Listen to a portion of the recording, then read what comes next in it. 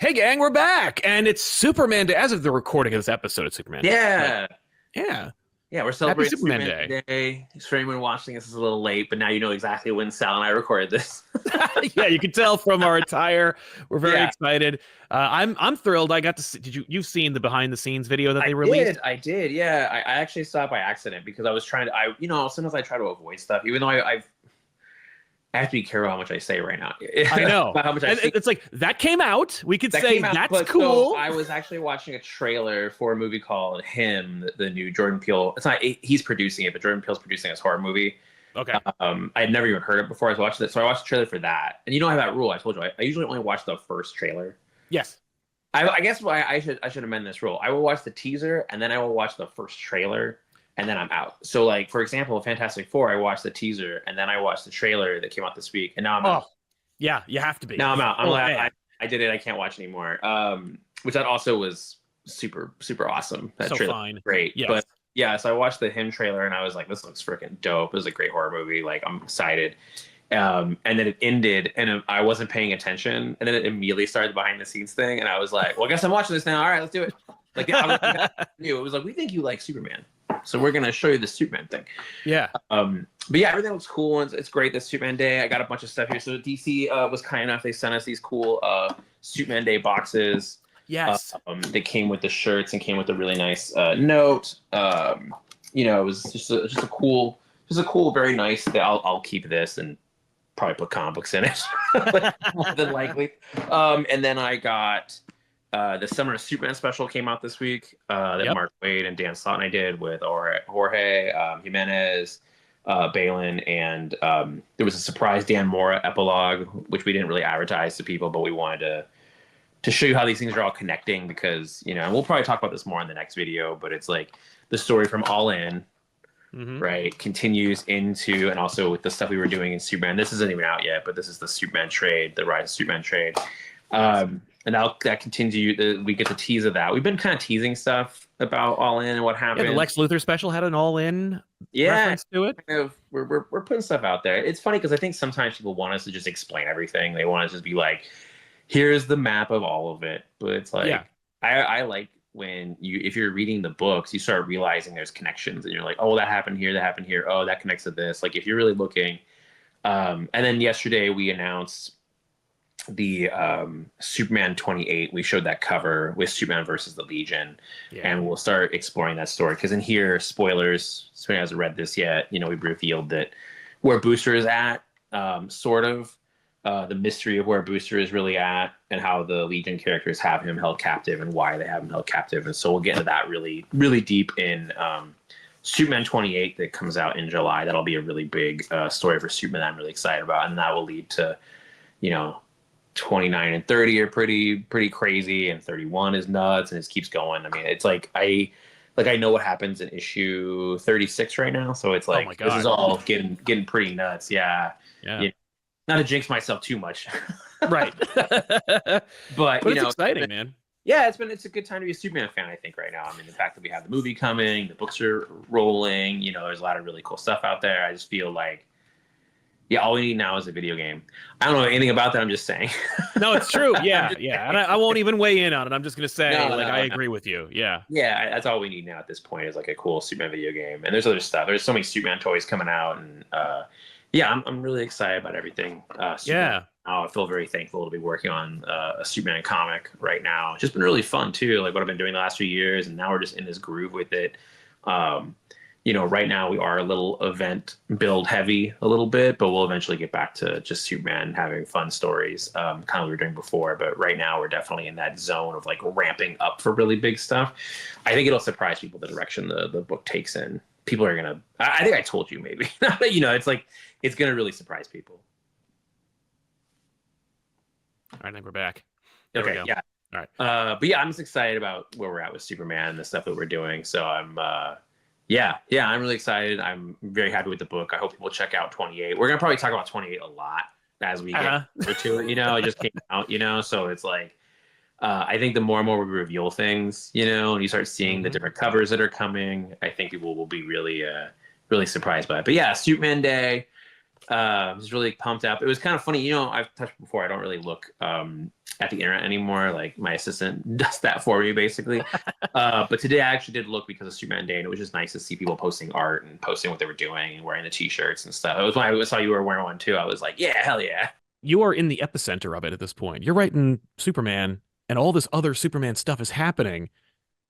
Do you kind of feel the kind of weight or storm around it? I don't know. Sometimes I think one of the I don't want to call it issue that I have as a creator is that sometimes I get so um I have a hard time living in the moment a little bit. Like I have a hard time accepting the coolness of where I'm at in time because I'm so like, what's next? What's the thing I have to do next? What's the work like? What is this? Like I'm very what's next oriented.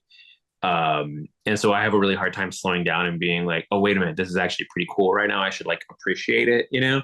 Yeah. I think there have been moments where I've gotten really just you're caught up in the work. And so even when the Batman movie came out, I think that was 3 years ago.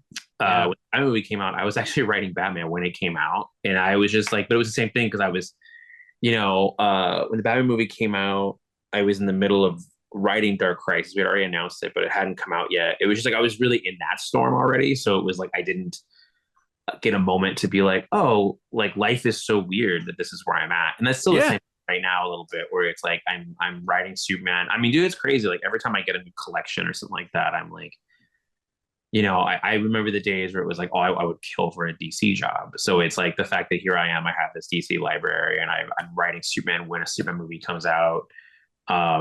And that actually came up a couple times the last couple of years, even just talking to DC about it and then being like, oh, we want you to be writing Superman when the Superman movie comes out. I was like, me too. But yeah, it is weird sometimes. I don't know. It's surreal. It's really surreal. And I think I probably should take more time to appreciate it at times, like let myself kind of sink in and be like how lucky I am to be in this position. But yeah, it's a weird thing because my brain is just like, who's got time for that? I got to work. That's the thing, right? I could feel that was going to be your answer. Was like, but who's got time for that? Yeah. I try. I really do try to slow down and appreciate what, these moments like that. But it's tough. I mean, I think same with San Diego. Whenever I go to a convention and stuff like that, I try to. It's always a weird thing, but yeah. And also I think the nature of, it's funny. Like when I always compare our industry to movies and TV shows, and I think about directors a lot and how I'm like most times directors will like go through a whole process with a project where it's like pre-development, the actual making of it, and then post-development, and then you're in the world of like, I have to release this, market it, everything, right?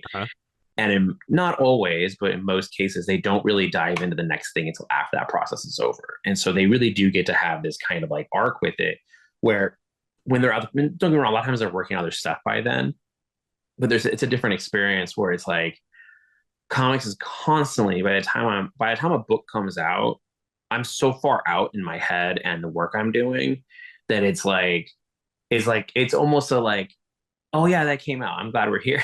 Yeah. My brain is over here. We've talked this before. My brain is like always we're over here. So that's of it. It always kind of derails, I guess, my thought process at times. So, yeah, I mean, it's fun. I really love it. And it's cool to be around this stuff. I think the opportunities that come from it, but I don't always take, I guess, the time to appreciate it like I should. Fair.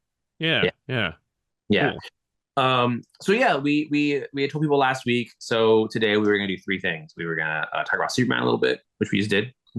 Superman Day, because we're gonna probably do a whole video just talking about Superman 28 and the future of the book. So there's that. We're gonna talk about pitching a little bit because that seems to be a question that comes up a lot. And so we're gonna share my Nailbiter pitch, and we're gonna talk about the Nailbiter pitch a little bit. We're gonna talk about some of the reasons why I did the things I did. We won't spend a lot of time there. I try to keep my pitches pretty simple, but we will talk about it. And then we'll probably do about a half hour of questions at the end. Yeah. But we'll dive back into the questions that we've gotten. And but still keep the questions coming. We'll get to them. We'll try to get to all of them. But yeah, let's start off with Nailbiter. Are you able to put that Nailbiter pitch up? Yeah. Let's see here. This is because of their technical issues, we had to use a different system. So I'm going to try to share something.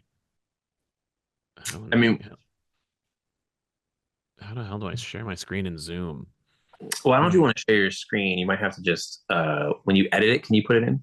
Oh yeah, no, I can drop it in. Oh yeah, that works fine. Yeah, let's just drop it in when you edit it. Yeah, Okay. we're both looking at it, so yeah, that's fine. That's fine. Yeah, Yeah. yeah. Okay. All right. So So we got this pitch right here for Nailbiter, a proposal for an ongoing series. Yes. yeah, yeah. So this is actually the pitch I wrote. It went through a few different versions. This is actually version 3 of it, I believe. Oh. But I went through a couple different takes on it, but this is ultimately the one that I would send to people. And it was one of those things where, and I've talked about this publicly before. I'm not like speaking out of turn or telling you a secret or anything like that. When I made this pitch, it was actually rejected a few different times by people. Okay. Okay. Vertigo rejected it. I talked about that publicly. There was a couple different reasons why they rejected it. They rejected it twice, actually. I did do some changes on in between, but they rejected it. A couple other publishers rejected it. One publisher rejected it because I wanted it ongoing, and they wanted it to be 5 issues. They had a bunch of the notes were pretty heavy, and they didn't want Mike as the artist, so that all kind of fell to the wayside. I was like, no, Mike's the guy. This is it, and this is what we're doing. And I also did not feel comfortable shoving it in. It's funny, sometimes you'll do a pitch and a publisher will like zero in on one particular part of a pitch and they go, that's the story. And you're like, no, that's an issue. you know and then you just know, I mean, that's also the thing that sucks. If you're really passionate about a book and you have this pitch, it's hard because sometimes you just want these books to be published. One of the worst feelings in the world is having a pitch get accepted, but it's not a pitch you want to work on. Like, that just sucks. And so we can talk about that a bit more toward the ending. And then one publisher, same thing. They just wanted to change it so much that it would have been the book and name only. It would have been, they were tapping into some of the themes that I was putting on the table, but they just had a very different idea of what they thought the book should be.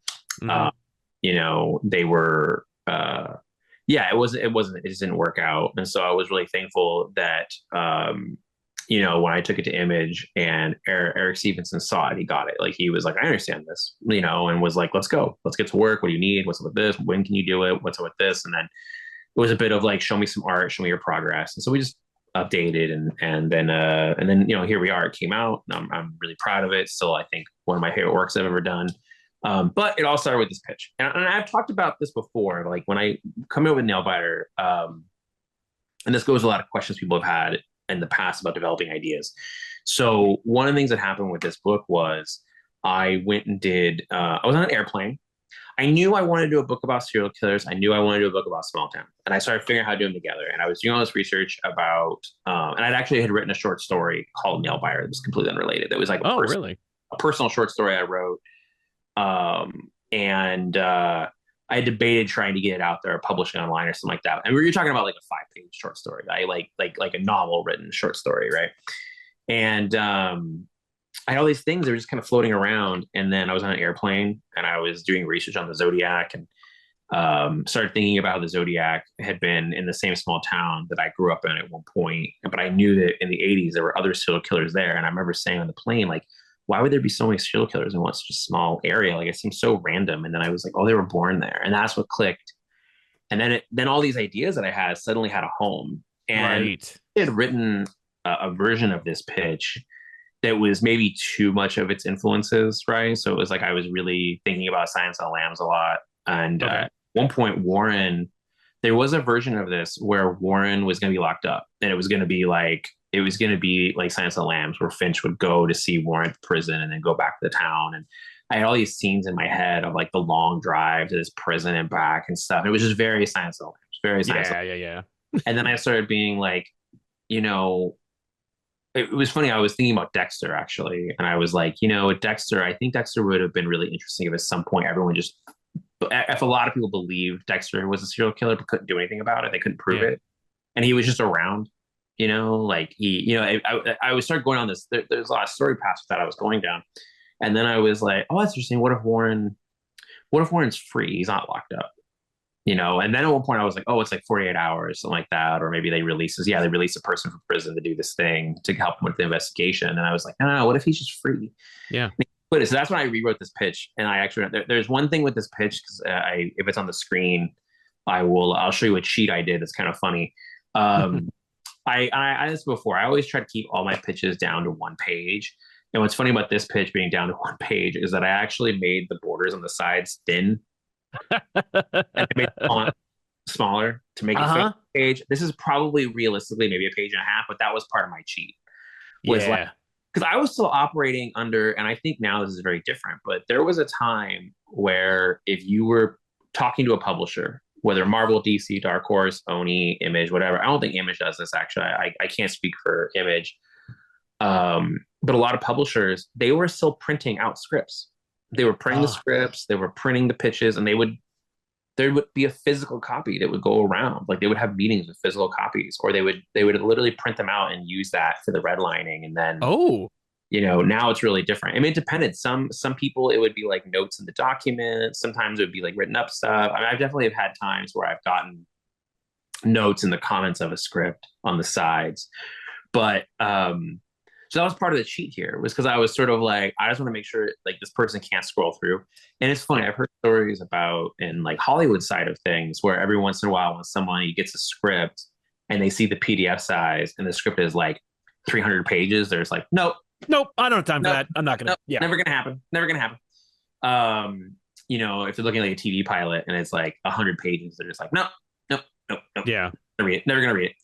And so there's a weird like psychological game of this. I was just trying to keep it short because everyone's so busy all the time that they're just like, oh, it's a page, I can read that real quick. I can speak to that. There was actually I won't talk about any of the stuff around it because it's not my place to do it, but I was involved in a situation where I know an editor who looked at a pitch that I advised on, and one of the first notes they got was, oh, it's only a page. I can get to this today. Yeah. And that stuck with me because let's say it's like a Thursday or Friday. Doesn't get to it today or tomorrow, they may never get to it again. But if they get to it today, I can get feedback tomorrow or even Monday. Yep. This is that so the 1-page doc, which was absolutely an inspiration from Joshua Williamson, is a good move to have. Yeah, and especially here, because don't get me wrong, like it's sort of a weird, like, it's interesting. I kind of feel like this is like an invitation. It's an invitation to your story. And so if they read your 1 page and they ask you for more, you won. You got them. Yeah, exactly. Won. And that's actually something I'm going to start off with this. When you look at this pitch, it's something I kind of want you to notice about the first 3-4 paragraphs worth of this. Again, this is like a psychological thing. If you look at this, you'll notice that outside of the initial Nailbiter proposal with my name on it thing, right? After that, each line gets progressively bigger, right? So the first line is just 1 line, fits right across top. Second one is 3, the next one is 5, and the next one is like 8, right? Yeah. I essentially look at that like a pyramid. And it is that thing of like, you give them something small. If they're still interested, you can give them the second one that's a little bit bigger. If they're still interested, you get the third one, right? It's a little bigger. And then we have the fourth one. Now you have them at least enough to be like, and then here is more reading for you. And then you can start throwing out from there. And then it kind of shifts and changes, and this is that. And I should also add that, like, this is how I do it, right? I'm not saying you have to do it exactly my way. We've talked about this before, where I actually feel the best thing for you to do is to find your way. But I'm going to show you what I do to kind of give you an idea of like what has worked for me personally. No matter how you format a pitch, if there's no story there, it doesn't really matter. Yeah. Like if you don't have a real hook, it doesn't really matter. But you have to be able to, I'm just showing you what I do with this. And I do recommend you try to find your own way through here. Find your own version of this. But I'm going to show you some tricks that I did, and that might help you out with some things. So even with this, it's like I kind of create at the very beginning, I create a question mark. And I remember there were times I would talk to you about this book and I would pitch just this 1 line and they thought I was being serious. And that's always how I knew got people. When I'd be like, did you know there are more serial killers have been born in Buckaroo, Oregon than any other city in the world? And people would be like, is that real? Right. Are you telling me a true thing? And that's when I always knew, like, oh, I have them. I could, and I didn't, this is made up. Like there were times with this pitch in particular where I would talk about this pitch to people and there would be a moment where they'd be like, are you being serious right now? Like, is this a real thing? And I'm like, nope, but I got you. Right. I have your attention. I have you. And so that was always, I try to open up with this kind of question, this kind of thing. Sometimes I do this differently. Sometimes I'll open up with like the buzzy thing, right? You try to open up with something that's really clear. You look at solicit copy. It's funny how sometimes even with a solicit copy, I will give you the like, Like even with the solicit copy for Superman 28, not to bring it back to that so soon, but when you look at Superman 28, and literally I just tell you what it is right out the gate, where I'm like, oh, Superman versus Darkseid Legion. I'm just like that I'm giving you the most basic primal information of what it is. Sometimes I do that too. Just really, what is it? What is it in the fastest way possible? We talked before when I did Ghosted, where it was like, it was Ocean's 11 in a haunted house. Yeah. Start there, some people don't like comps. We talked before. I feel like comps can be very helpful. I find it funny when I see people get a little annoyed with like what they like to think of as like Hollywood pitches or that kind of thing. And I'm sure, like, yeah. what you're really bumping up against, which I'm always surprised by this, is just the clarity we've spoken about before, where it's like, what is the most clear way of telling it to somebody else? Just the most efficient way. There's a difference between your book and your pitch, just like there's a difference between your book and your solicit. And your solicit is marketing copy. It is not your book. Your book can be as heady and as precious and as weird as you want it to be. It can be this beautiful snowflake flower. It could be this amazing work of art. No one's going to mess with that. But when you want to sell it, try to find a way to efficiently sell it to people, right? Yes. Right? Like that's really what you're doing here. In a lot of ways, this is not a marketing copy, but it's a sales document. You are trying to sell this to somebody. You're trying to engage with this company. And most of these companies actually really want to say no, right? Sure. Like I've heard this thing before. It's like, I actually don't think this is true of comics. I mean, at least comic people I know, they always want to say yes. They want to say yes, but you have to help them get there, right? What this document is trying to help them, because you're talking about people's time, their money. Like it's funny, like you're asking them to commit a huge chunk of their life to something with you, right? Right. Yeah, they'd love an excuse to like not have to do it. Yeah, well, if you give them one. Yeah. Oh, yeah. Right. So what you want to do is you want to try to find ways of giving them reasons to want to do it with you, and that. The way I think the pitch document is very fascinating to me, because it's like you're not selling yourself, you're just trying to sell the idea to them. That's really what it is. And that's how I see this thing, right? So it's like, that's why the first line, I created the question, and then I said exactly what it is. So I was like, and I can still say this to this day, and it's changed. There's things in here that have changed even when the book was made. There was actually something in here I forgot about that I was like, oh, we never even did that in the book. Which shows you sometimes these things change, Yeah. But it's like, yeah, so since 16 serial killers were born and grew up. God, I would totally change this now as I'm saying it out loud. But basically, yeah, I give you the spiel, where it was like 16 serial killers were all born and raised in the same small town, right? And somebody goes to that town to try to find out what happened there. And that's really easy. Now, obviously, there's more to it, right? We have more to it, but it is that thing of like, you're just trying to like peel back the onion a little bit and just try to give them a little bit of information that gets them hooked on it. Then I start getting a little bit more into like what the book is actually going to be. And that's where I start getting into comps. And it's funny because this also really dates this. Sure. Because Twin Peaks and Dexter make sense, because Twin Peaks was the small town element. Dexter was the, Dexter. The pop culture serial killer element. It's the most contemporary. Well, especially in that moment when I pitched this, you're talking about, this is like 2009, 2010 was really when I started putting this out there. But Friday Night Lights was so popular in that moment. This also shows you how this was years before True Detective aired, because now even when we were selling to people when it came out, we were using True Detective, because True Detective had literally came out, I think, the same month we announced it, and then we were always getting compared to it, so we were like, let's just do that then. Let's do that. But Friday Night Lights, I did feel about the idea of it being like Friday Night Lights was like multiple characters in this small town. Right, which is also very Twin Peaksy, but it was like that vibe of it. And actually, I think when we started working on this, we thought we'd spend a little more time with the high school characters than we ended up doing. But that's why. So it's like I kind of give you the question, the really basic. This is kind of what it is. A little bit more information. And again, the way I was writing this was I was speaking to somebody. I'm trying to explain this to somebody. I'm not trying to like tell you. It's weird. It's a weird math, because it's not like, when you're reading a novel and you start reading it, like you kind of want that like flowery, you want that like, engaged storytelling that is different, right? That descriptive, setting the scene to really get you the imagination of your brain going. With this, it's different, because you're just trying to like explain it in the easiest way possible. Exactly. Right? I just want to get you to be in the same place as me in my head, right? Like, yeah, exactly. That's exactly what you're trying to get them to sort of see it the way you're seeing it before you get into anything else. Like, yes, that's what you're trying to do in these first little bits, is really trying to engage them, to kind of get them. It's like you're priming them for the thing, right? Like, it's funny sometimes when I verbally pitch people, it depends. Sometimes I tell them, I'm like, listen, I'm just gonna like, I'm not gonna pitch it to you. I'm just gonna tell it to you, which I feel is different sometimes, right? Mhm. And then that ends up being, that also depends on your level of trust with that person, that they can recognize that, like, listen, I'm gonna say a bunch of random shit, but it will all make sense once I get to the thing, and then I'll be able to like really get into it and really explain to you, you know. Yeah. It's like having to set the stage first, and then putting on the performance in a way. And that's how I structure my pitches like this. And then I start getting into the actual pitch. Like, what is the actual story going to be about? What is it? You know, what is the thing? And so here it was like getting a little more explanation. Then you start dropping. Now, here's something that's really funny. And I see this in solicit copy, and I see this with creators every once in a while. You have to be very clear as to the roles these characters are playing, right? And I think there's this weird expectation sometimes by creators, and I see this all the time. The information that you have, they do not. Like the reader does not have, right? Yeah. So in here, when I start explaining these names, you start dropping names and shit.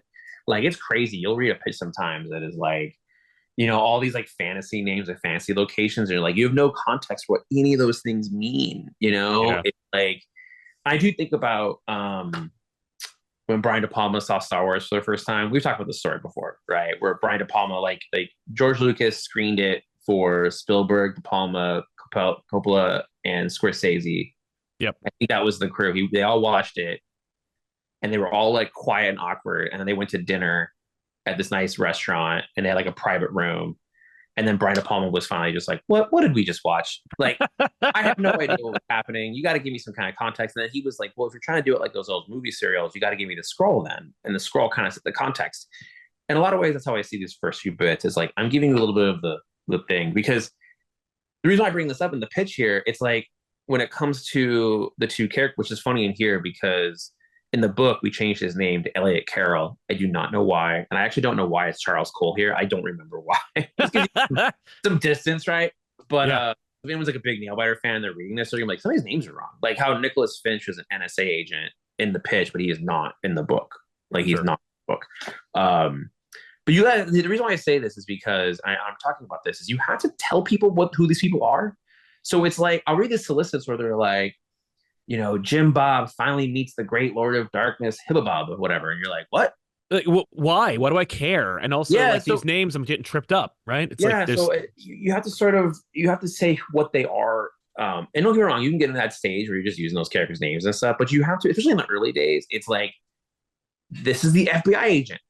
right. This is Like, this person. This is the sheriff. Like, it's just very basic. Boop, boop, boop, boop, boop, you know, well, very it's a blueprint. It's yeah. especially if you're pitching it to an editor, a publisher who's going to have notes. Maybe one of those notes is that name doesn't work, or that town doesn't work, or that region is. You know, Yeah. these are all have to be. I mean, I don't want to put words in your mouth, but it sounds like Sure.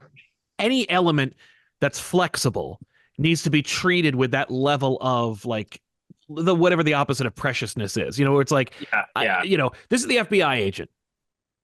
Yep. His name is unimportant. It's John Smith. Like, it could just be anything. It Yeah, doesn't and you matter. put it in there, but you gotta. That's the thing. They don't know who John Smith is, basically, right? Exactly. And there was a thing somebody said this to me recently, and I've been thinking about this a lot. Of like, when you're pitching stuff, sometimes again, this depends on your level of trust with who you're pitching. But somebody told me this thing one time about pitching, where they were like, "You're basically saying this is what we could do."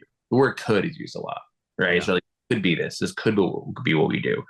And that allows you to create like more engagement, more questions, and allows you to sort of like, yeah, engage this person, because you're really asking them to be your teammate in a lot of ways, right? Yeah. You're asking the company to basically invest in you, right? Like, they're not doing you a favor.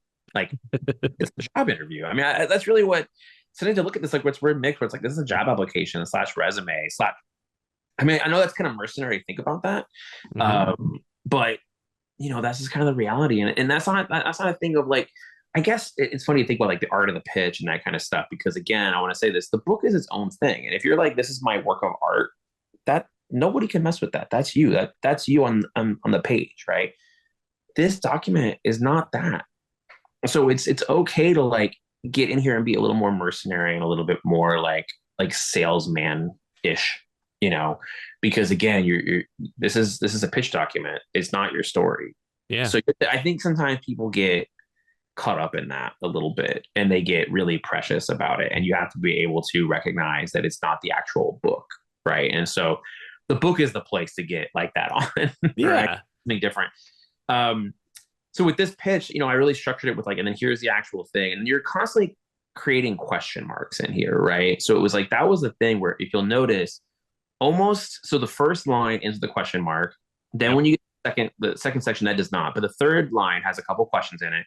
And then here's the fourth one, I end more on questions because you're trying to, and this is actually what a lot of writing is in a way. You're constantly creating questions that then the reader feels like they have to chase those answers, right? This is kind of stories in general. I mean, this is jokes in general, right? Yeah.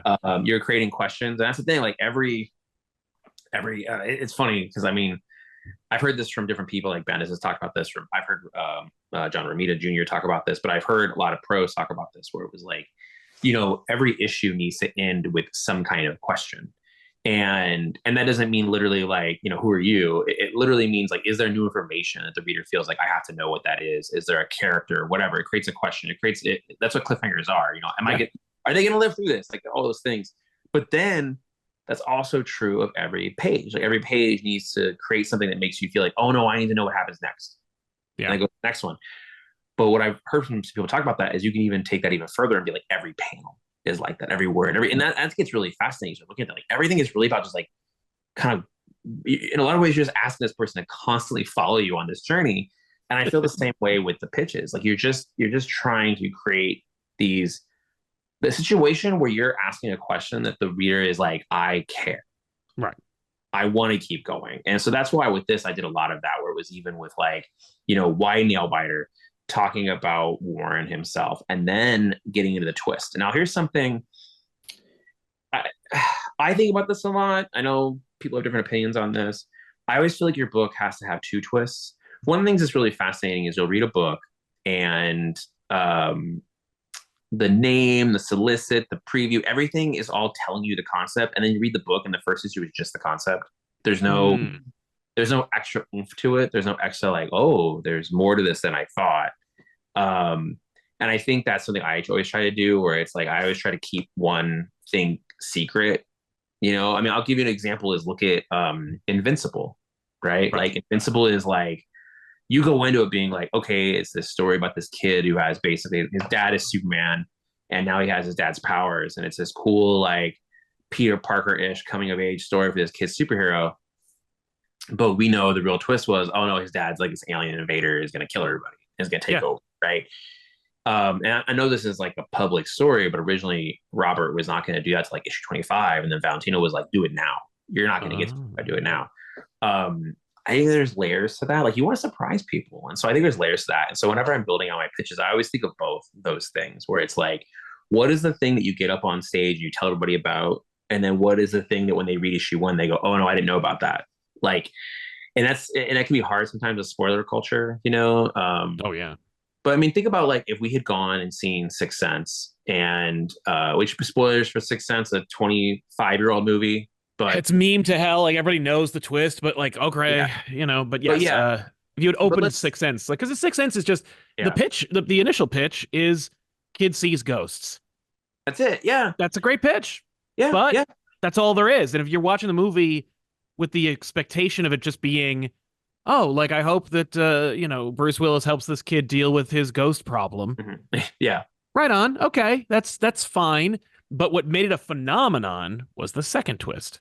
Yeah, exactly. And that's the thing that and don't get me wrong, it's a good movie. I remember sitting in the theater watching that movie, and you could hear the crowd bring it out. People just realizing the moment, and just I vividly remember jiggling the hand, like him jiggling the handle on the door, and someone losing it.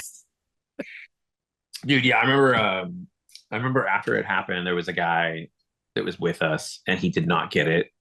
Like afterwards, he was like, I don't understand what happened, and we were like, he was dead, and he was like, oh, what? Like, it was so funny. But anyway, so when you go to the movies, you watch these trailers, it's nice when there's pieces of it that you are not completely aware of. And like now I think all of us are too smart when it comes to storytelling. We kind of figure things out pretty quickly. Yeah. A lot of times by a trailer, you can kind of be like, oh, that's what's gonna happen.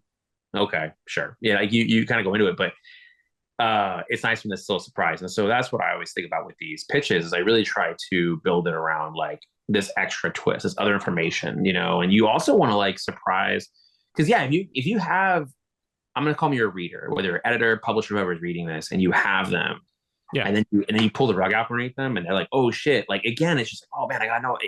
You're really creating a situation where it's your first reader, and this is comics in general. The comics in general is I have to know what happens next, right? Like that's always I have to know what happens next. And so with this, it's that where it's like I have to know what happens next, and that's what you want the publisher to do. They want to read this and be like, I have to know what happens next. And then sometimes depending on your relationship with them, they might start gaming out like, oh, what if we do this? What if this happens? What if this happens? And that can be a dangerous thing too, because maybe they come at you and they're like, we love it, but here's our mountain of notes. And that can be a tough one. And it depends on, you know, again, I said this earlier, and I feel this because I felt like this at times back then. We were just like, man, you're so desperate at times. You're just like, whatever note you have, I'll do.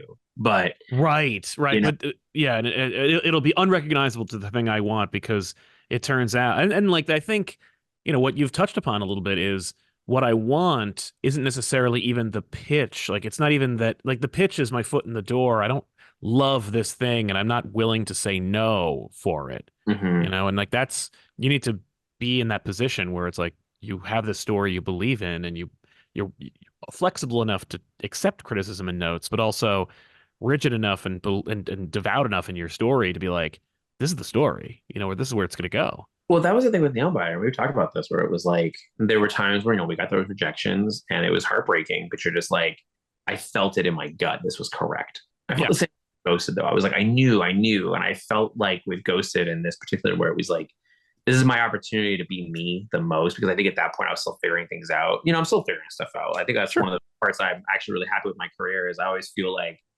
I didn't peak on day one, which happens sometimes. People are always like, what happened to that creator? They were great. And I was like, yeah, but they never surprised you again. Yeah. You know, that's a real thing. And so with this document, when you can see it here, it's like, I really do try to break it up in a way that is like bite size. Yes. Right. So it's like, you know, so the beginning, it was like, okay, the one liner, then a bit more of the explanation, then I get into kind of the comps, you know, a little bit, talking to them directly about what the book is going to be.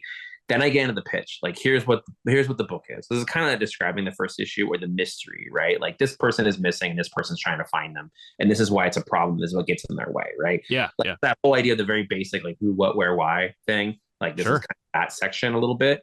That's where I always see the pitch, is I kind of answer those questions within that document. It's like, this is the location, this is this. You know, I really get into that. Like, it sounds silly, but it's a very basic who, what, where, why, like, section. Right? That's the pitch part. Then when it's like, why Nailbiter? Why is the book called Nailbiter? And then I talk about Warren. And it's funny, in here, he says he killed 64 victims. I know at one point we changed it. I was like, that's too many. That's a lot. That's a lot. That just logistically, where was he hiding those bodies? Like it became, I was like, no, we're going to make it a lot less. But then I was like, okay, here's who he is. Here's our main character. Here's the focal point. Hey, the book is named after him. So I'm giving you that, and like why the book is called that. But then now that I'm explaining to who Warren is, and now I'm giving you all the pieces. You know the premise. You know who Warren is. You know who the Nailbiter is. And then I go, boom, here's my twist. Here's the thing that changed. This is why it's different from what you're expecting. And that's where I started talking about the worst thing that could happen, and how Warren is free, and what that actually means for the book and the town, and why things are messed up. And then I get into the second character, which is Finch. And he's the one that's going to be our POV. Like, he's the person. And this is what's funny, sometimes we talk about this with people about their pitches. And it's a question I ask sometimes. People tell me their stories. I'm literally like, who's the point of view of this story? Like, who's the character that you're following? And they're learning with the reader, right? Like, I always kind of joke about them being the exposition machines. Like, who is that person that is new to the situation, that is then asking questions? Because, so in here, it was like Buckaroo. If you live in Buckaroo, you know, right? You know what's going on. If you're already in that world, you are aware of the serial killers, you're aware of Warren. So then how do you explain that information to the reader? Well, it means you have to have a person that's new to that information, that is coming into that situation for the first time. And so that's what Finch represented, where he was the person to basically come in and be like, and what was funny about that was that because he was an investigator, because he was an interrogation expert, that means that his actual nature was to ask questions. Right. Right. So it's like, I have this mystery with the character. And that's why mysteries are so funny, because it's like, you watch all of these movies, you know, you look at Glass Onion and Knives Out, obviously, anything Agatha Christie, there's always, you know, Perlow coming in and being like, I have questions. It's also what's really fun about detective stories. We have people that literally are walking around asking questions. You know, I think that's part of why things are so popular, like Law and Order and all that can be so popular because it's like there is literally a person there, the inner scenes that asks questions, and the reader is like, I can follow this. I know it sounds really basic, but it is something that I think every book kind of has. Is either the person who's asking questions that allows the information to get to the reader, or just straight up, who's the point of view of your story? Who am I following? Yeah. You know, like who's the main one? And this, you know, we had differences because it was like we had Finch, we had Crane, we had Warren, we had Alice, like there were different characters. But initially, who is the new person into the situation? Who is coming into the situation for the first time? Yeah. There was a show recently, I think it was called Nobody Asked for This on Netflix. Okay. It was Kristen Bell and an actor from the OC. I'm total Adam Brody, I think. Oh, cool. Everyone who's watching this is going to tell me I'm completely wrong in the title and the character. But what was fascinating about that was that it was like these two characters are in two different worlds and they're entering those two worlds. And you can tell there are scenes of them asking questions of each other, of learning about his world and learning about her world, and why those worlds were different and why it was fascinating these two people were meeting each other. So that's something, again, with here, you're just telling these people, here's who these people are and why you should care and what they're doing. And again, what the challenges are for them. Because a lot of times that's what storytelling is really, really simple of like, this character wants this and they can't have it. And what's in the way of it, you know? Yeah. Who is the character? Because I think that's what's funny is sometimes it's this weird mix of like, you know, sometimes people pitch you a world and they forget the story. Yeah, they're really caught up in it. They're really proud of all the world building they've done and how cool it looks, but there's no story there. There's nothing. Yeah, I think about it's always interesting to look at people who are like really into Dungeons and Dragons and how they tell stories and how they can get sometimes. And again, I think the writers I know, I'm not calling out Jim's up or anything, because I know that Jim. It's fine. We talked before. I know my daughter reads a lot of Jim's books. Yeah, but it's interesting. Like you see that sometimes. And I don't think that's about the writer. I just think it's something about the culture of world building where it comes to movies and television. And there actually is a lot of, I think at times media want like they don't want a story, they want franchises. So it's like that plays a part in that too, where it's like, can this story be seen from multiple points of view that then can be exploited differently? So that's something that people kind of sort of think about. I'm not saying to worry about that. I'm literally saying that is sometimes I think the reason why people get caught up in the world versus here's a story I want to tell. You know, Greg Rucka said this thing one time years ago that has really stuck with me. Like it's one of those things I consider like a rule of comics. Greg Rucka said, "The bigger the world, the smaller the story." Oh, And the smaller the story, the bigger the world, kind of thing. okay. I think we opposite around, right? But basically, yeah, it was like you look at these books where it's like I think when you have these massive worlds, but you're just telling a character-based story, sometimes that can really work. And so, I mean, really, what the lesson is like, don't forget about the characters while you're building this giant world. And why do I care about them? Because it doesn't matter how flashy and big that world is, if I don't care about those characters, you know, it's not. Yeah. You're not trying to sell me on some kind of like massive multiplayer online thing. It's like I need to know who those characters are. Yeah. And then I end on with this. So I gave you the information on who the characters are a little bit. And then I end on the really about just the appeal, you know, right. Like who is this for? Yeah. Like, and that's something that I think you should think about a bit. And ultimately, this is the truth. Ultimately, it's for you. You should be making something you want to read. You should be making something you would enjoy. And not something you feel is mimicking. And it's funny because there's a weird line here of like, am I trying to sell something to everybody, or am I trying to fill a hole that I think is a thing, right? Like that's always tough. But because that's the thing they talk about in business, where it's like if you're out there and you need something but you can't find it, that means you should make it. Like that's something I understand that is a thing. I'm not saying don't do that. I mean, I definitely feel if you're like, I'm really looking for this kind of book and it doesn't exist, and you're like, I think I can make one, go that path. But at the end of the day, you have to like it. You're the audience, because if you don't like it, poof, man, it gives me chills to think well, about. Well, who the hell is it for then? I mean, you know. Yeah. So I think you do look at this of like, you know, when we were developing this, I was thinking about people who like crime, people who like mystery, who like horror. If you like serial killers and small town stuff, it was just like, this is the stuff that I'm giving to that audience because of stuff I like. Yeah. So like, you know, that's what you should go into when you're pitching this. So again, like to go back to the top, and if anyone has questions about this, just fire away and ask in the comments. We'll probably get to it on one, not the next one, but eventually we'll probably revisit this. But you just, again, think about it as a pyramid. And you're just trying to give people little bits, bite-sized bits of information that progressively get bigger until hopefully they are like really into it. But then at the same time, you'll notice my last section is small again. Uh-huh. Right? Like you don't have to like, man, the amount of times I've seen pitches where I open the document up and it is just a brick of text. Like, you know what I mean? It's just a brick of text. It's like, oh my God, break it up at the very least. You know, like you have to imagine, I don't want to say performative, like you're giving a performance to somebody, but it's like taking a breath. Yeah. You know? Well, give the reader a breath at the very least. Yeah. Yeah. Like give the reader time to take a second, you know, like, because yeah, it's such a weird psychological thing where it's like you can look at these pitches and it can feel daunting. You can feel like it's too much, and that's where we talk about the page size thing. Like this, realistically, is probably a page and a half. And I actually, looking at it now, I could probably trim this up. Like I think, because again, I wrote this pitch. Geez, I think the first time I wrote this pitch was probably, oh my God, dude, it's so long ago. Yeah, like I might have wrote this in like 2007, 9. Wow.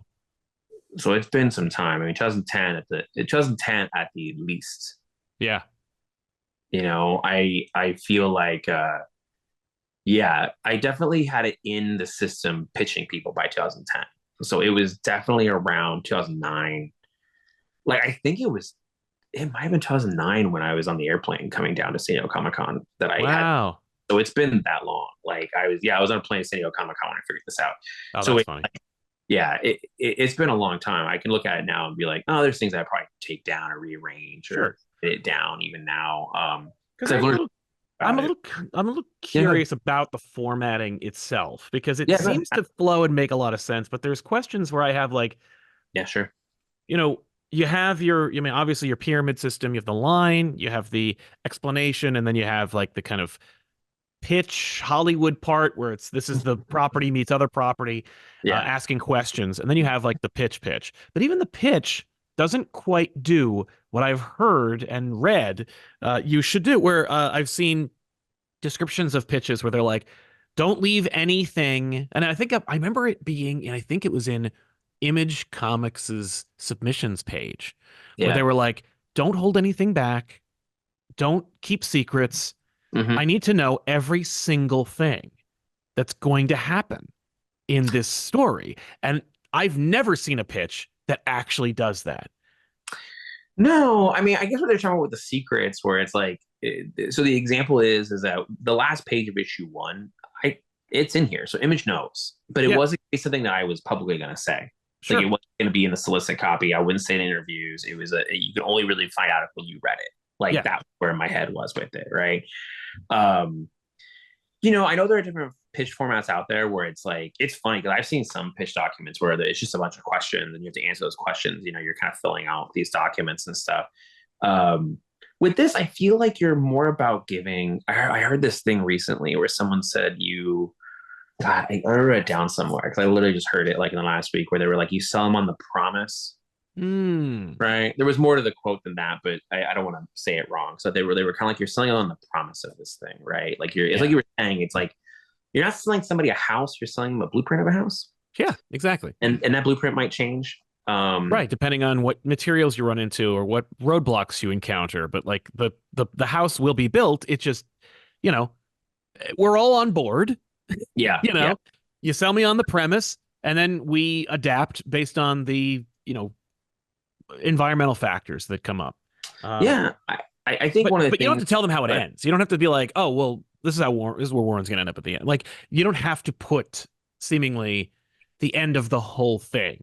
Well, that's the thing with this. You'll notice I do not say I don't answer the mystery. No, exactly. But like, and I've seen frustration from publishers who say, no, don't hide that from me. Like put that in the document. It depends. So I think in this case, like if somebody had come to me and been like, I really, really love it, but I have to know how it ends, I would have just told them. But you tell them, right? But I would say that too. So there's something to add to this, and I want to make sure this is clear to everybody. Just because I'm saying this is one page, you don't have to have only written one page personally. Like what I'm saying too is like when I wrote this, I probably wrote like a 5-page version of it. and then slowly willed it down. Like I see. probably wrote like a longer version of this. It was notes, it was random stuff. It was probably maybe I did answer the question in here, you know. And then I just gradually willed it down to this, which I felt was the most amount of information I wanted to do on one page. You know, it's like for you, you know, listen, like I know some people like James, you know, James will write like a 10-page planning document just right out the gate for himself. And maybe he'll share that with people, like he'll share it with the artists, he'll share it with his collaborators, you know. But then when he goes to do something like this, he might shrink it down, you know. But I mean, again, that sometimes it depends on your relationship. Like if James, I've known James for a long time. James is like, hey, can I send you a pitch? I know it's probably going to be like 5 pages long. You know, I'll read it because it's James. But it's like, that's the thing too, is that like for you personally, you should really have, it's funny, like you should be able to put yourself in a position where if they read it and they have a question because they read it, you can answer it. Like, don't put questions in that you don't have the answers to, I guess, is sort of the thing. Like, just be prepared for it. There was a time, this was back in like 2009, 2008. I was running around Hollywood doing all these pitch meetings around Hollywood, like pitch story ideas and pitch comics or pitch, you know, I went to Cartoon Network, pitched a cartoon. Like I was just running, there was a window where I was just running around LA pitching things. And I remember I was in this meeting and I was sitting there and I like pitched this whole thing. I had this whole plan. I pitched it and I was so proud of myself. And I had pitched this pitch. It was one of those things where I had to pitch down, rehearsed it. So I'm like, I had already pitched, this is like the 10th time I pitched it. Yeah.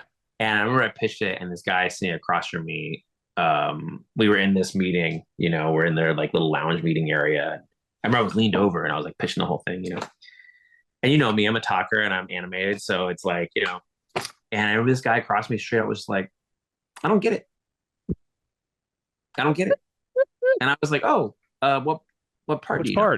And he was just like, everything you just said. Like, I don't understand any of that. And I was like, oh, okay, well, let me walk you through it. Let's walk through it a little. But I mean, you could tell it was like, oh, it was done. It was done. It was over. That I didn't get it was him saying, I don't want to do this anymore. Like, no, you can go now. You can go. And I remember later on, I to this day, there are times where I'll be doing something and all of a sudden I'll just hear that voice that I don't get it. And I just kind of go, I laugh at myself. I mean, that's the thing. Like I always appreciate that life constantly gives us stories to tell people. And so I always feel like when those kinds of things happen, it's, some people might be like crushed by it or embarrassed by it, but I'm always a little bit like, at least I have a story to tell. Yes, like yes, really I'm the same way. I love when those moments happen. It's devastating, but it's also like, well, at least people will be entertained by hearing about this, and I'll do a really self-effacing version of it. Yeah. I mean, I've definitely have had moments in my life that were embarrassing, but I'm always thankful for the story. Yeah, exactly. But yeah, and so I mean, listen, I've gone to people with pitches and they haven't worked. You know, it's like, and again, like with this one, I went to one publisher, they said no.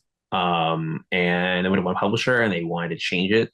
I said this earlier, they wanted to take all of it and just make it 5 issues. And I knew at that time that was not going to work for me, that I'm already an over plotter as it is. Like this is one of my weaknesses. And it drives me crazy because the nature of comics does not help if you're an over plotter. And so I'm always trying to like, at this point, what I do a lot of times is that like I will plot for 1 issue, but it's really 2. But I try to like trick myself to be like, this is amount of information. Because you also don't want, it's weird, the balance between decompression, compression, making sure everything breathes, making sure every issue has something that happens in it that's engaging and makes people feel like they're getting their money's worth. All of that math can be really challenging at times. And so I sometimes will every once in a while I'll fall into a plot. Flash was like this a lot. And Flash was hard because it was a double ship, so I'd be writing the issues out of order all the time. Right. So that's what we have with the Nailbiter document, the Nailbiter pitch. I actually also posted this in my newsletter, I think a couple years ago. Okay. So if you've been following my newsletter, you might already have it. But this essentially is it. And so you kind of see, if you've been able to see on the screen, this is sort of how I work with it. I hope this was helpful for some people. If you have questions, please ask. But that's it for the pitch. Let's move on to questions. We only have an hour. So let me go find those questions. Did you have any questions on the pitch before I've read this before. I've read this before. You've been gracious enough to hook me up with this pitch before, so I'm intimately familiar with this pitch. But the concept behind it, you know, like the question about like formatting was kind of one of my things where I'm like, what's the difference, between why Nailbiter and the appeal? Because more or less, isn't why Nailbiter like when you have the why Nailbiter section, it's like this is fleshing out that part. That was But more about why was the book called that, and then okay, who is that character. So it was okay, like, why is the book called this? Because that's kind of funny. If I'm explaining to you like this book's about serial killers in a small town, and you're like, why is it called Nailbiter? Nailbiter. Like that was more my thought on that. I was Okay, like, just okay, fleshing out the title itself. Gotcha. yeah, that was more how I saw that particular section there. Yeah. All right, I'm gonna switch this around here and yeah, so that was why there, and then the peel is much more about that. That's why I guess I should have said why is it called Nailbiter is probably what I would do in the future. Yeah. All right, where did we leave off here? Hold me, you might have to edit this part while I try to figure out. Sure.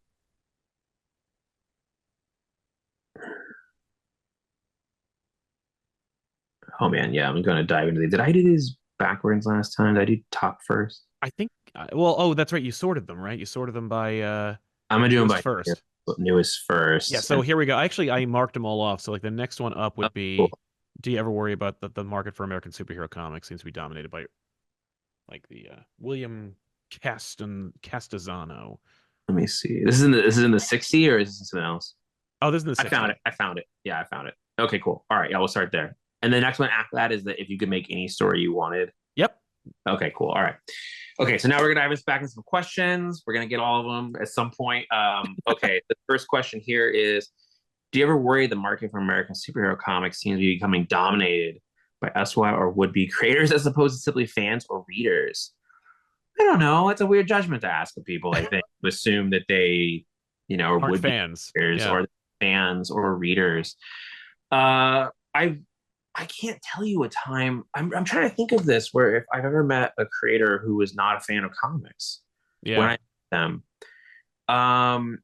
You'd be surprised at times. Sometimes you might think this person might not be into something, and all of a sudden they'll start talking to you about stuff, and they unleash this like fountain of information because they have their favorites and stuff, and they've been reading comics. I can't. I'm trying to think if there's been a time where I've talked to somebody who was like, I don't read comics, and then suddenly have a job in comics. I don't know. I guess I'd have to think about that. I'm not sure I met anybody. I'd be curious who you think is not a fan of comics, who writes comics, I guess. You'd be surprised how many people are considered to be not fans that I've spoken to who are deep die in the wool fans of comics. Yeah. That's interesting. And, I and would where be they curious reveal it. Yeah. because it's like I mean, you know me, I'm pretty outspoken about it, but everyone has their nerddoms. It's funny. There have been creators who I have like been talking to who they keep it secret, I guess, right? Yes. And so you start talking to them, and they'll start busting out some like nerdy stuff on you, and you're like, oh, you are, what's up. Right. I'm trying to put anybody that I know who I'm like that person doesn't even read comic books. I don't think so. I mean, you do listen. Everybody's here because they love it. They ain't doing it for the money. I mean, do it for the money too, but you get paid. Well, the money's nice. I mean, listen, there's a lot of stories out there about the amount of work we'll do that is free. Like you're doing a lot of free work when you're working in comics, just to be really honest with you. So I don't know if I guess I don't really consider that one as much. I'd be curious if who are creators you think that don't read comics. You'd be surprised. Because I mean, people are private with their lives. They're nerddom at times. They may not, they might be super into something. I mean, there's a lot of like super nerds out there that may not be as public about their super nerddom as you might expect. Okay, if you could make any story that you wanted to do with whatever character, big to or indie, without any higher ups intervening and preventing your story, what would it be? I'm not gonna tell you that.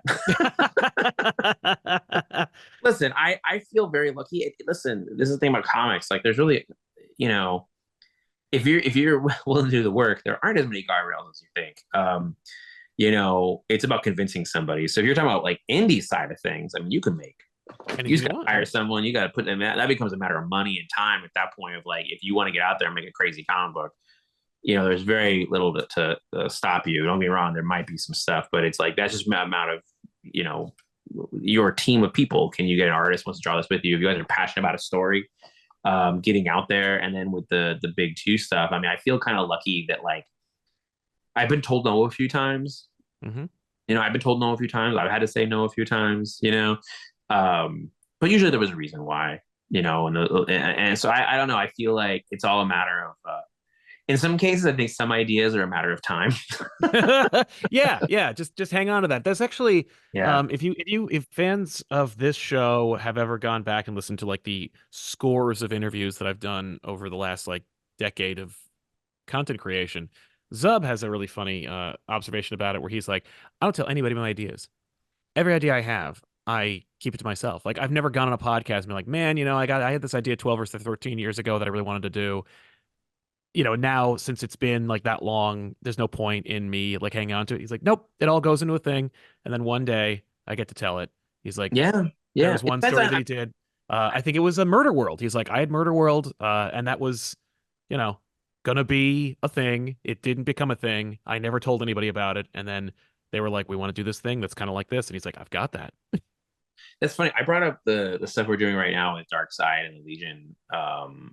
I brought up a version of this 10 years ago. So Really? yeah, so it just took time. Yeah. It took time. All right, what is the difference between writing for floppies? Oh, why are you calling them floppies? You don't call them Less floppies? popular in some areas. I just don't call them floppies. I just call them single issues or just issues. I don't know. Yeah. I always feel like, I know this is controversial that people like to call them floppies. I'm always like, cool, but you'll never hear me say it. And writing an original graphic novel in terms of the creative process. Now, this is actually a really interesting question. Not to say they haven't all been. They've all been. Your listeners have been really great with the questions. This one, I haven't really written a lot of long graphic novels. I've written the short ones. I've written short stuff. When I was doing some of the kids' books, which were really the longest I think I had done. It's a time commitment. Yeah. It's a different kind of time commitment, and I think a little bit more planning. And then you're not able to rely on the cheats that come from single issues, because single issues means you have a cliffhanger every 20 pages, and you can kind of be like, and it's funny. I think Wade has talked about this before, where when he was working on Flash, he sometimes didn't know what the next issue was. He would end on a crazy cliffhanger, and he would be like, Wally has a millisecond to figure it out, but I have 30 days. I have to figure it out. I have a month to write this and figure it out, but Yeah. just a minute to figure out how to get out of a problem. The cheats are different, I guess. Like the process is very different. I feel like when you're doing single issues, you're thinking of that format. You're thinking of the single issue format. I guess it's the differences between television and movies, where television is episodic. So there's a different math to it. You're trying to engage people in a different way where they're not going to get the whole story in one sitting. Whereas with graphic novels, it's like watching a movie. You might read it in one sitting, but even books, which are novels, they have chapters. So it's a weird thing of like thinking about it as, am I writing this in chapters? But I think in a process way, you really have to know your beginning, middle, and end a little tighter than I think you would before. And then what's funny about superhero books in particular, and ongoing books is about building the premise and building the world, and then building a story engine that allows you to repeat itself, right? That allows you to, that's what television is, right? Whereas in movies, it's much more about a single premise. It's much more about this moment, this thing, this particular adventure. That there aren't sequels already built in, which sometimes they are. We talk about, I always come back around to Hitman, that Hitman is one of the best comics of all time, because it is, here's the premise, the world of Gotham, Tommy's world. And there was a story engine built in that Garth Ennis could have probably been doing Hitman stories to this day if he had wanted. Yep. Right? It was always Tommy gets a job. Like, that's it. And I think that's one of the differences between single issues is you're basically building that. Whereas in like with Superman, it's like Superman lives in Metropolis and there are challenges constantly coming at him. And so those are the episodic nature of it. Whereas when you're doing a graphic novel, you're really focusing on one theme, one moment, one particular thing becomes a bit more of a focus in it. That's why I really liked it back in the day where DC used to release those hardcovers. So it would be like one thing. Yeah. They stood alone a little bit differently. And, like Last Will and Testament of Al Jordan, there was Hecatea, one of my favorites is Virtue and Vice, the JLA, JSA one that Jeff did. That one was really great, but it allows you to sort of look at that. And also graphic novels, it's funny because like DC doesn't do those as much. Where you look at what Jeff Lemire does, these really great, standalone graphic novels. But again, it's Jeff really honing in on a particular moment, a particular mystery, a particular story, versus trying to create a story engine that can consistently repeat itself, which is what television does, right? Yeah, Like, yeah. that's what I would feel is the difference between the two of them. Interesting. Okay. Next question. What was the email like when you got your first big two gig? Oh, Man, that was weird because I got my very first actual big two gig from Marvel. Um, and they emailed me out of the blue, and so there was a time where I was like a night owl. I was doing crazy hours, like going to bed like 4 in the morning. And ugh. I've had different moments like this in time, but there was a moment. It was when I first moved here to Portland. I would be up all night, and then I would end up sleeping into like noon or 1 or whatever, and then do it over again, working on comic stuff. I had a weird schedule for a while, and very very nocturnal. But what ended up happening with that is this is what actually one of the things that made me a morning person is that I would miss email throughout the day. Uh, And at that time, Marvel and DC were both on the um, East Coast, so that meant there was always a 3 hour difference. So if I slept into like noon, that's 3 o'clock for them. Their day is over. So it was yeah. like, it's actually what made me a morning person was I started having to basically be up early to make sure I could communicate because it was those things, especially when I was working for DC because they were still on the East Coast at the time. If I woke up at 8, that meant it was 11 for them, which meant there was emails that come in and they're like waiting on me to answer, and so it was like this made me become like get up early morning in my office kind of person early, just like catch those emails as fast as I could. But yeah, that first time I got that first one. I mean, just how did I not mess this up? Like, it was exciting. Did you believe it? Were you like, holy crap, this is real? Like, Well, I had a pitch too. I had to like go, because it wasn't one of those things where they're like, you got the job, kid. Like, yeah, but also it wasn't like, here's Flash. It was like my very first job for the big two was like, here is this. It was a Hulk thing. Like, can you write a 10-page Hulk story? And it was just, here it is, pitch me something. Like, pitch us a Hulk story that's 10 pages long. That was it. It was so I still had work to do. And so as we discussed, my brain is very project oriented and focused. So I had to like zero in on that. I mean, it was exciting, but at the same time, I was like, I have questions, which is what I always approach things with. When they said yes and they got it, I mean, everything in comics is a process. There is no, there is no game-winning shot moment. Take that shot, boom, buzzer goes off, yay, everybody celebrates. That is not happening. And there's no Super Bowl of comics. I guess the closest you get to is the conventions, like San Diego, New York, and there's only moments, but it's a little different when I don't know. I remember when I got paid for writing. I have a picture of me holding my first Marvel check because that had Spider-Man on it, and that was where it was like, this is real. That was freaking like, hell yeah, I got a check with Spider-Man on it. Like that was like, oh my god, Marvel just paid me to do a book. So I mean, I was definitely really exciting. But I think I told a story before. When I got the job on the Flash, there was like levels to it because I remember Dan been like, let's do it, but it wasn't real yet, and then it was like level. And then I remember I had talked to them. It was very clear they were going to hire me to do it, but I didn't actually nobody said the words "you're hired" yet. Yeah. But I remember Ben Abernathy, who's now executive editor of Skybound, at the time worked in talent relations at DC.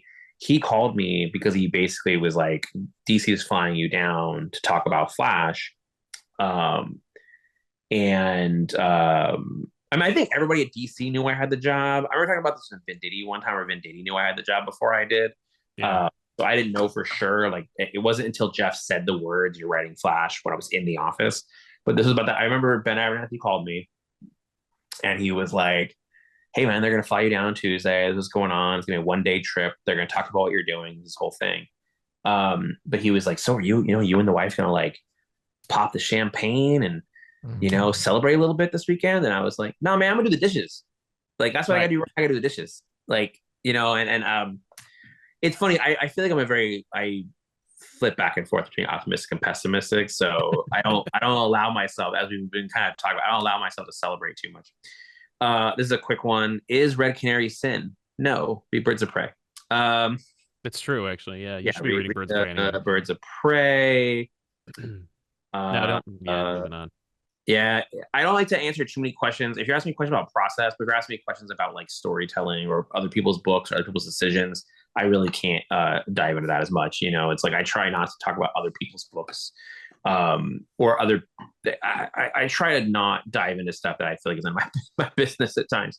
Um, okay, let's see here. When writing for a previously established character, a team of characters, i.e., Batman, is there any enforcement for editors to have knowledge of previous runs, or is it up to the writer to do research? Um, I think the editors do.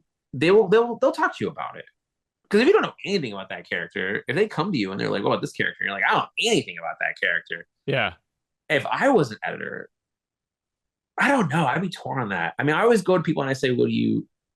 You know, when I talk to editor or creators, I'm sorry, when I talk to writers or artists, like anybody in comics who really wants to work in comics, I literally ask them, "What do you want to do?" Because Yeah. it's like, you know, I remember having this conversation with somebody one time, and she was talking to me about what she wanted to do. And I was like, what do you want to write? Like, what do you really want to write? Let's be real. What do you really want to write? She was like, I really want to write Lois Lane. I was like, no, no, no. What do you really want to write? And she was like, I want to write Superman. I'm like, okay, then say that. Like, Yeah. and so I think when you, but to answer this question though, if I was an editor and I was hiring somebody based on their work, I love their work. They've done stuff I like, and I go to them and I go, what do you think about this character? And they're like, I don't know anything about that character. I would sort of ask them like, well, do you want to? Right.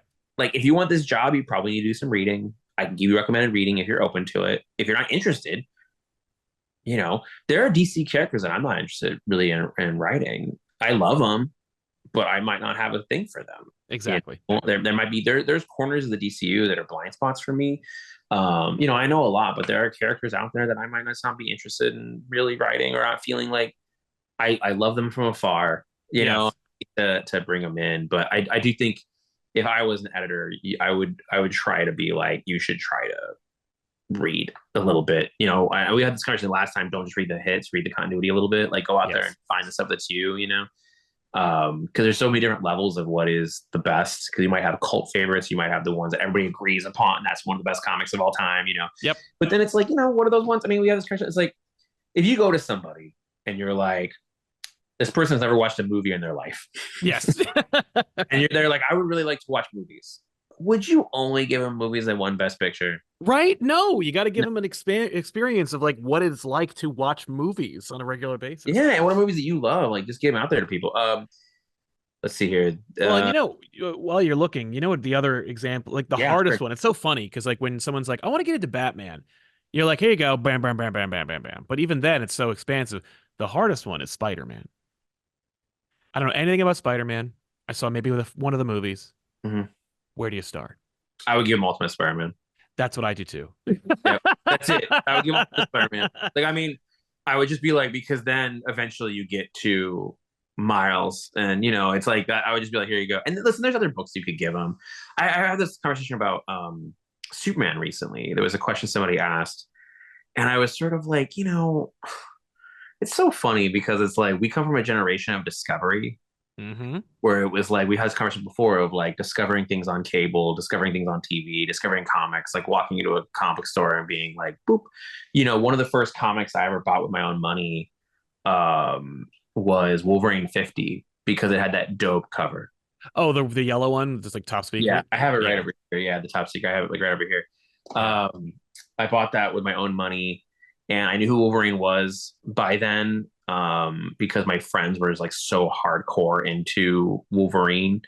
And I knew who he was, but it was like, not the same. I remember buying that with my own money and being like, and that was it. I was now I'm reading Wolverine, Yeah. and I read Wolverine from that point forward. And it's like Spider-Man's the same way. Like I got these packs from Costco. They were random packs of comics, or my parents would buy me books, or you know what I mean? It was like it took a while before I was like, that was basically at a time where there weren't a lot of number ones. Like it Mhm. wasn't many number ones.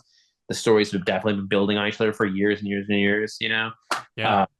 And so it is funny when we talk about this, like giving somebody one book. The one I would recommend is don't give them Watchmen as the first book you ever give Oh, somebody. please. I've had Let's that get past conversation. that. And also people are like, what you got to read. You got to read the Dark Dark Knight Phoenix. Returns. Yeah. Oh, Dark Phoenix Oh, Saga. Listen, if you give him Dark Knight Returns, I feel like you can probably get away with that because Batman is a cultural thing. But Yeah. I would more or less probably be like, here, check out year one at least, you know. Yeah, or yeah. even like Gotham Central, like there's definitely a lot of stuff out there that you can give these people these books. But I don't know. I feel like you and I did fine. Yeah, Like we exactly. grabbed comics off the rack and we're like, this is cool, and I'm gonna Yeah. keep going, you know. No, my first Spider-Man comic was Spectacular 172, which was part 2 of a Puma story. Yeah. And he's in Arizona. Like, it has nothing. Like, it's not Spider-Man. Dude, I like Puma though. Puma is a cool. He's a cool visual. I like. He is a I cool like that visual, character. and like he's one of those things where it's like, hey, remember when Daily Planet was owned by a TV station? Like, hey, remember when the Daily Bugle was owned by Thomas Fireheart? It's a long time. Didn't he pay for Peter and MJ's like honeymoon or something? Yes, he did. Well, no, He did, no, right? no, no. But they went to his house. There was some kind of weird. I'm like totally blanking on this. There's some kind of weird connection between Puma and their honeymoon. I don't remember what it was. I think he shows up at their honeymoon, like as they go overseas. Yeah. No, Bruce Wayne pays for their honeymoon. What? Are you serious? I'm completely. Listen, let's save this because we're running out of time. Like you have to tell me this one another time because yeah, you have to text me that or something. Yeah. So I'm gonna answer these last two questions. How do you get into the industry at large? I feel like we've covered that a little bit. We've kind of talked about bits and pieces. You have to save the life of an editor. Yeah, you gotta take a bullet for somebody. Exactly. No, I mean, I think there's so many different doors to that. Like, tough. And then also my question for you is, what do you want to do? Like, do you want to be an editor? Do you want to work in marketing and sales? Do you want to write comics? Do you want to draw comics? Like, that's a difficult question. I feel like, again, we talked before, go into those spaces, whether it's online forums or going to conventions, go to the spaces where those things are at and meet people and ask questions and try to learn. I mean, every single convention has how to break into comics panels, how to write this, how to do this. They're all there. You know, don't be afraid to go to them. Just go and learn as much as you can and then find your way. I mean, even when I was a kid, I didn't really want to write comics. I wanted to edit them. I wanted to make them. And then when I was in college, it was about actual production, the actual making of them. I wanted to write, but it felt so impossible and everybody kept telling me it was impossible. So, you know, this day I'm always like, I still feel like people are telling us it's impossible. So this last question I'll get into is what does it take to get a B to C-list character their own series besides sales? Love. That sounds silly, but love. You have to really love it. I think the publisher has to love it. I think you have to love it. There's a lot of pieces that are not easy. Sales is definitely a part of it. But when you're looking at these characters and you're saying, I have a story to tell with this character, I believe I can do something with it. And you got to, again, this comes back to the pitching thing. Can you convince them that there is an audience that is going to buy this? And even then, it's like, you might look at a character and be like, no one is going to buy this, but I feel so passionate about it that you can convince them to want to do it. Because ultimately, every character has value, and it's just about finding the right story for them. And then, you know, people, nobody is out here trying to make anything bad. Everybody's trying to make something that they want to love. And don't get me wrong, there are days where there are so many factors involved. You might find yourself in a situation you're unhappy with, but at the end of the day, like most people are just trying to make something that they want to put out there that they love. And so when it comes to these characters, you know, I mean, think about how all it takes. I mean, look at somebody like Vision, right? It's like Vision was definitely a B or C, depending on, you know, no offense to anybody. Yeah, no. But then Tom came in and was like, I have a story to tell, you know, and it was a moment, you know, and so I feel like that's all it takes sometimes is really to just look at that. And I think because of those moments, it allows people. Now, here's the thing, though, and this is something that actually bugs me sometimes. Maybe I'll end on this because it goes back to the pitching thing. I hear this phrase every once in a while, and this is a comp thing. Maybe this isn't the best way to put it. Maybe I've been guilty of it too. But every once in a while, I'll hear somebody say the phrase, "This is my Watchmen," and what they mean is like, "Oh, this is the best thing I've ever done," or "This is going to be a thing," or "Everyone's going to love it." Like, it's a weird math to me, but when Tom did Vision, what I constantly heard in that moment, maybe the year or two after that, was, "This is my vision." And it was like, you don't get to decide that, really. Like, no one gets to decide their own classics, their own best works. And once you create, you put out into the world, it is for the world to decide in a way. Like, you personally, my favorite thing I ever did. You can say that, doesn't matter what else thinks, you know. But there are certain phrases, and so with that, when it's like, just this is my book that I love and I want to put out there. I love this, and that's really where your head's at. If you try to compare in that way, I don't think that works as well. You can say, oh, it's kind of like Vision, where it's going to be a slower pace, going to be decompressed and more grounded. That's fine. Yeah, I think that's fine. But this expectation of like, oh, it's going to be this work of art that everyone's going to love, and that's going to be my calling card. That's a little weird. I didn't think that Nailbiter was going to be my calling card. It was just I felt a passion for it. I couldn't let it go. I was going to do that book, like no matter what. I was going to figure out how to do it. Yeah. That's how I felt about it. I didn't go into it being like, this is going to be this thing. It was like, maybe I'm very pessimistic about these things. I'm like, oh, so maybe that's a part of it. But with B and C list, I mean, if you are a creator out there and you've been establishing yourself and you build some kind of trust and you go to them and you're like, a character I really love. Right. It's this one. And I actually have a story for them.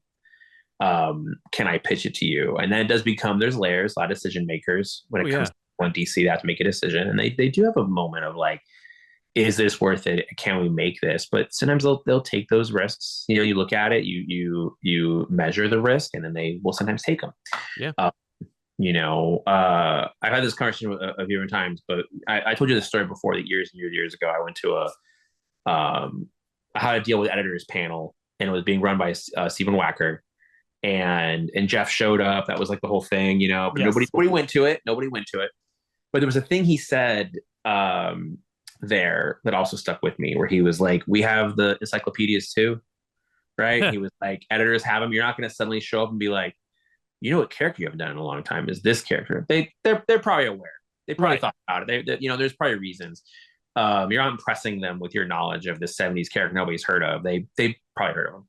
You know what I mean? Like, especially if it's anything of like known value, like so, if they were a big deal in the 70s, like, yeah, then I probably know that they probably know, I mean, you look at something like Warlord, the character Warlord, it's like that was a hit at one time, so they know. Yeah, there are a lot of issues of Warlord, like yeah, oh man, I mean that there are characters out there, but I think that's something to think about when you're going in this like B and C list thing. It's really just about love and passion, and then having a conversation about it. It's not so black and white. You got to be able to go in there and be like, is this going to work? But it really just comes down to, what is the story for that character, and why is that reader going to care? And this goes back to the pitch stuff.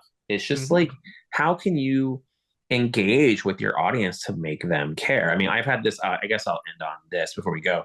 Something I think about a lot, and I think some of the questions we've gotten sometimes come around this, of the ideas of good and bad, and what people perceive as good and bad, and how we all, there are things that I might like that you don't like. So who's correct? But ultimately, at the end of the day, it really comes down to, can you connect with people? Yeah. And does it connect with a wide enough audience? Like, there are shows that I might not like, but I cannot deny that it has a massive audience that it's connected to. And there are movies that I might not like, but I cannot deny. I mean, we've talked before. I'm not a fan of the Avatar movies. I thought the second one was better than the first one. I cannot deny a humongous chunk of the population love those movies, and I connected with them. And that's what it comes down to. Can you connect with an audience? Like, that's it. And so it's always fascinating. People get mad if people like a book, or mad they don't like a book. It's just like, listen, it lives and dies on, can it connect with an audience? And that's really what your pitch is doing. That's what your book is doing. Everything you're trying to do is trying to connect with somebody, and then continuing to connect with them to the point where they engage with it. And that's really it. Can these books connect with a wide enough audience, or connect with somebody who's willing to invest in it? That's what you're asking of people. And so that's what, to bring it back to the pitch, even with this question, that's the thing that's important, is, can you connect with people? Can you engage with them to make them want to know what happens next? So that's it for today. We're running out of time. We'll do this again next week, I think. Yes, we'll do it again next week. Yeah. Yeah, so I was like, all right, yeah, sure. Yeah, I'm around. It's really about you. It's about whether you're free. You're a busy guy. Yeah, I'll let you know. We'll talk. We'll figure it out. We're trying to make this a more regular thing after we didn't do it for a minute. But also, I'm going to make it through all these damn questions. Oh, I know. We're getting there. I thought we were almost done, and then I clicked show more. I'm like, oh no. Oh no, I know. Me too. I was like, oh my god. But I'm glad. I'm thankful for him. Please read Superman, read G.I. Joe, support your comic book store. Make sure you pick up your polls. Make sure you do pre-orders. As always, Sal, thank you for hanging out with me for a bit today, and everyone listening, thank you for hanging out with us. Keep the questions coming, and I will see you next time. So long, everybody. Happy Superman Day. Yeah, happy Superman Day.